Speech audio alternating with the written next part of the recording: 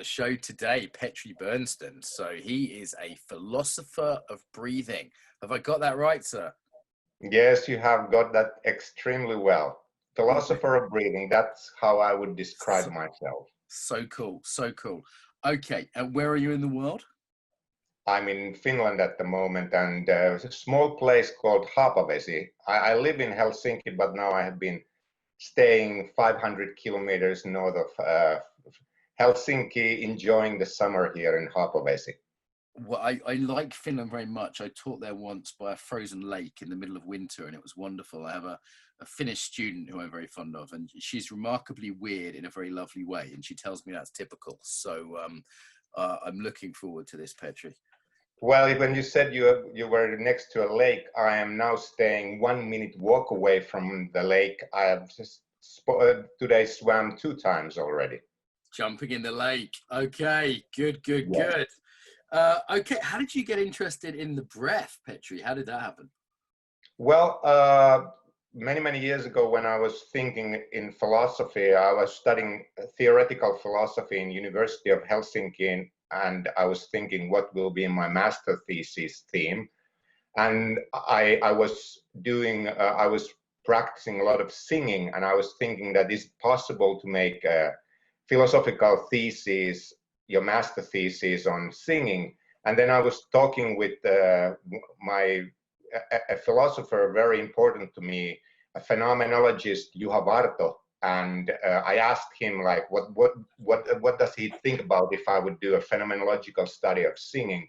And he said that it's a pretty cool idea, but breathing could be even more interesting because it's connected to singing, but it is connected so much to more, and it's kind of like the ground of our being, if we could see it. So there it started. Then I did my master thesis on breathing, and in the final moments of my master thesis, I started to understand that I have some insights that I have never seen anybody, at least in the written form anywhere, put in books or articles.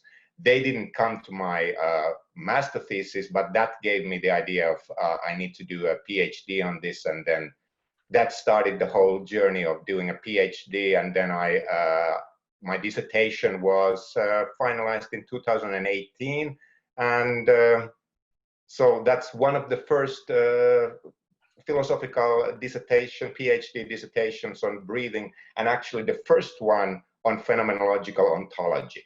Okay, I know those word means, but we'll break those down as much as anyone does. For listeners in a little bit, we'll come back to phenomenology and ontology. So this is actually really interesting. On the one hand, our whole language is full of, in many languages, the breath of life, or God breathed life into, Adam or the soil or whatever. This idea that breath is really central to who we are, and it's central to almost every embodiment practice. There are a few that's not, but most would say, yoga, martial arts, dance, so many of them would say the breath is the center of the practice, and breath work has become very popular in modern times.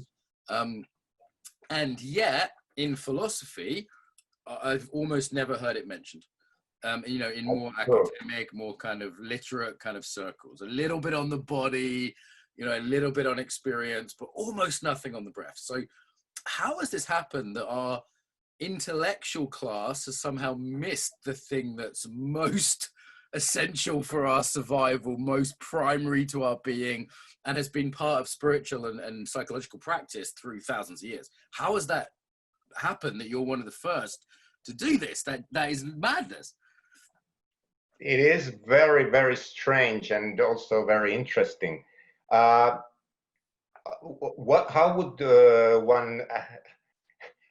would one kind of come in terms with this very weird situation?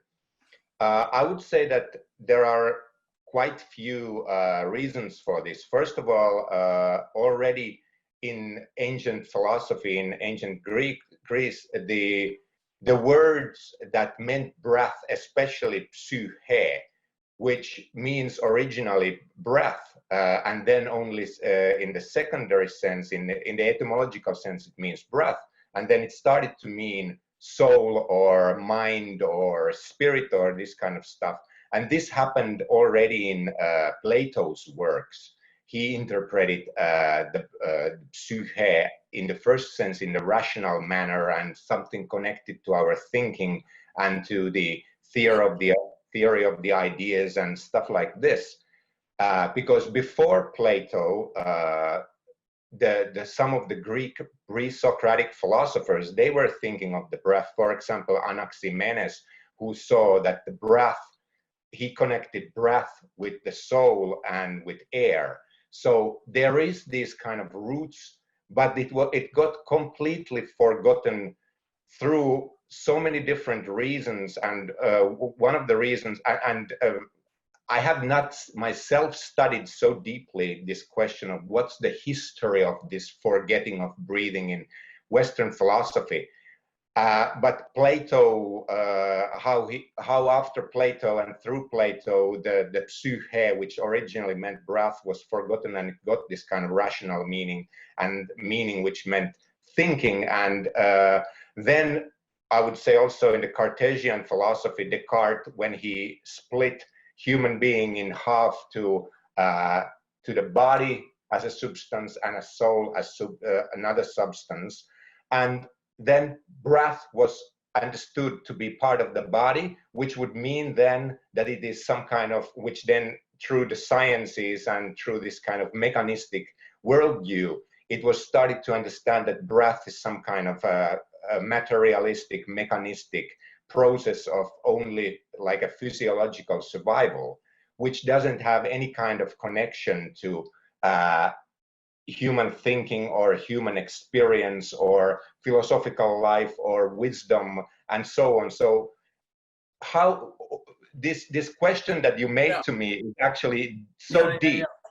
And it's big, isn't it? And if I may interrupt a little bit here, it strikes me that it's very inconvenient for someone like Descartes. I think always gets slightly a bad name in embodiment circles, somewhat unfairly, I would say, but it's very inconvenient if we say, breath is the joining point of body and mind, it's the interface of body and mind, it's how one impacts one from the other.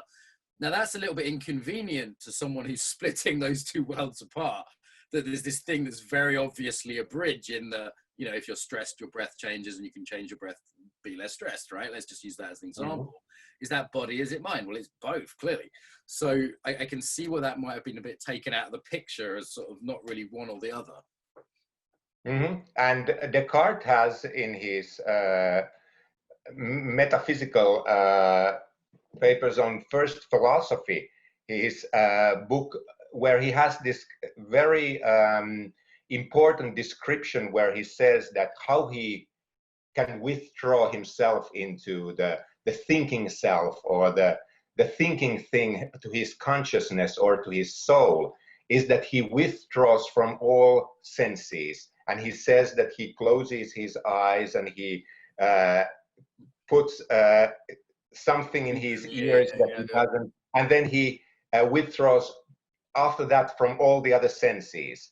And in our book, also in 2018 came out the first ontology on philosophy of breathing, which I edited with the Slovenian philosopher Leonard Skov, who is another philosopher of breathing. So in our introduction to this book, we were taking this Descartes' description, and then we were saying and writing that Descartes, when he says that he withdraws from all senses, and that's how he becomes familiar with his inner self, which is the soul, which is somehow immaterial and withdrawn from the physical world, that this is some kind of like the culmination point of like how Western philosophy truly starts to think that the body is not something that is a source of wisdom. And then what we say in this introduction is that actually Descartes is making a totally fictitious description, because when he says that he withdraws from all the senses, that means that he also closes his nose, that he doesn't smell anything, and he closes his mouth, that he doesn't taste anything. And then through this kind of process, he says that he'll find some kind of real inner self or some kind of immaterial soul. But if he would, and then he starts to think rational ideas and questions of philosophy. But if he would have been truly truthful in his description, the first thing that would have happened would have been total panic and anxiousness and dreadful experience of, I can't breathe, I need air. And then if he would have taken truthfully this what he said he was gonna doing, our philosophical tradition in the modern philosophy would be totally different.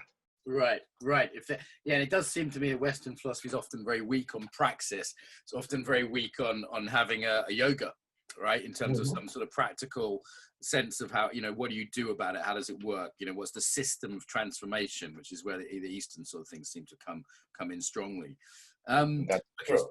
So you mentioned phenomenology, so kind of the philosophy of experience, primacy of experience, and ontology, which, if I remember rightly, philosophy of being, right? Yes. Okay, so these are sort of two orientating positions or schools for you in this work? Yes, like in my PhD, which I call the title of the PhD is Phenomenological Ontology of Breathing. So I'm doing phenomenological ontology. And first of all, phenomenology means, as you said, it's a return to phenomena as it appears to us in our experience. So it's always a return to our experiential life world, how we experience the world. And then especially in my PhD, I take the patron saint of philosophy of body, the French philosopher Maurice Merleau Ponty's work. And I take he's famous for his phenomenology of perception and his phenomenology of the body. He has scattered like hints of what breathing could mean in phenomenology, and I take this in my PhD, and then I start to think what these descriptions of the breath could mean if they would be taken as a starting point of philosophical thinking. So first of all, what I do is I put aside or put out of play all scientific knowledge of the breath, because that's the only way you can get to phenomenology, because what natural sciences, for example, say of the breath is something that we don't experience, because the natural sciences say that the breath is in the first place gas exchange of carbon dioxide and oxygen, and that it's the cells that need the oxygen, and it's in our brainstem the respiratory center that is in control of this breathing process and all this stuff. But in our experience, we experience none of that. We have never experienced cells, we have never experienced carbon dioxide or oxygen, or our brains or the brainstem or a respiratory center there in the brainstem. So all this knowledge which we normally take for granted in phenomenological study, you put aside, and then you start to only wonder what we have through our experience, in our experience. And that is the starting point of my philosophy. And then when it's the ontological work on breath, then I start to ask the questions connecting to the being of breathing, the existence of breathing, how our being is in the first place being in the world, and what does it mean that it's the experiential body's relation with the world that is like the ground of our being, and how the breath is the first connection there. That kind of stuff. That kind of stuff, just casually at the end there, that kind of stuff, the phenomenal ontology of being, that kind of stuff. Okay. So